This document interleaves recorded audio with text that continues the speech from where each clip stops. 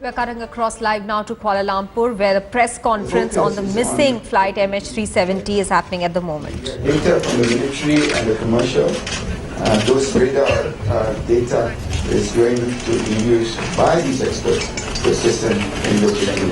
That is the primary focus.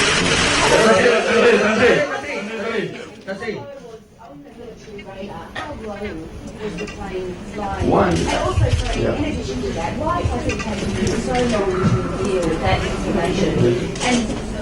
And are you not surprised that people are wondering if you are hiding something that takes you 5 days to reveal a very key piece of information? No, because what we indicated on Saturday was that there was a possibility that a back. And the primary radar does not indicate what aircraft it is. Until today, we are still not sure that it is the same aircraft. That is why we're searching in two areas. That's why we are deploying all our vessels and also aircraft and from the neighboring countries in these two areas. If we know for sure that it is in Malacca Strait, we would have moved all our assets there.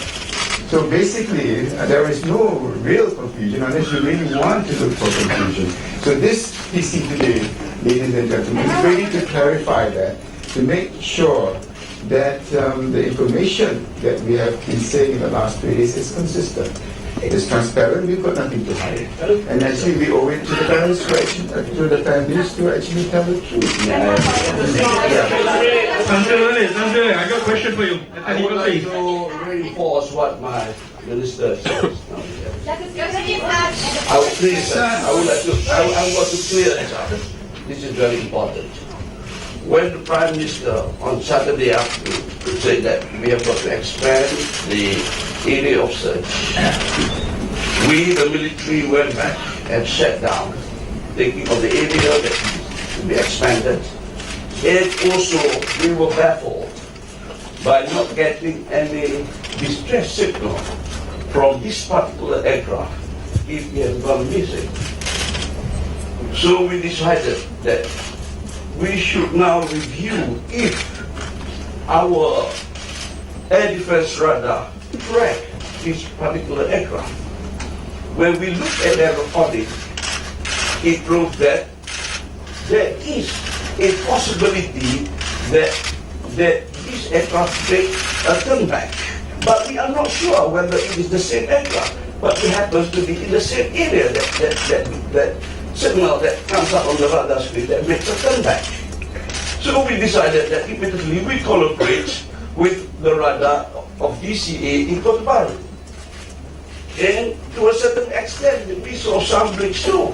So it raised the possibility of getting higher for us. So yet we are not sure.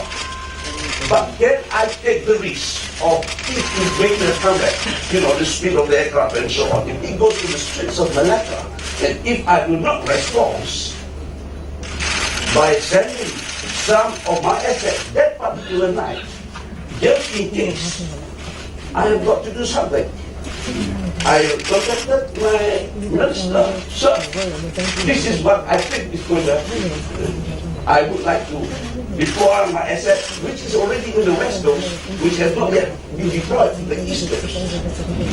We sent some ships immediately from Blue Boat that particular night to the plane that where we suspected the aircraft would be. And the next morning at first light, we sent a Charlie 130 immediately to scout the area to see any possibility. Now, it is a possibility. At the slightest possibility, I must respond for the sake of the passenger on MH370.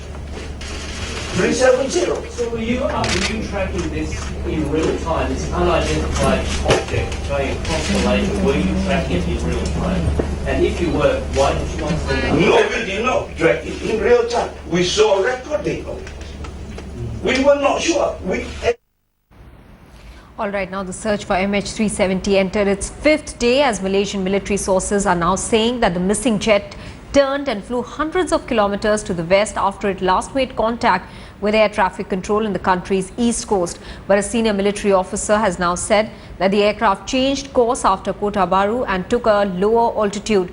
It made it to the Malacca Strait. Meanwhile, the CIA has said that terrorism cannot be ruled out just as yet. Ships of the Indian Navy that are on patrol in Malacca Strait are participating in search and rescue operations. The Indian Navy's satellite Rukmini or GSAT-7 has also been activated to try and pick up any clues that may lead searchers to the missing Boeing 777-200 aircraft.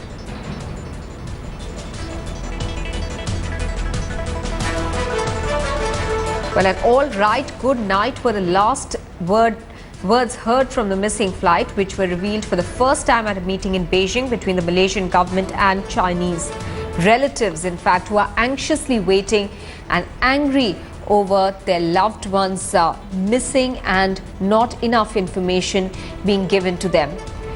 The lack of progress in the case is also agitating a number of people. Locating the plane, family members had requested for a meeting with the Malaysian government to seek answers to some of the queries that they have at the moment.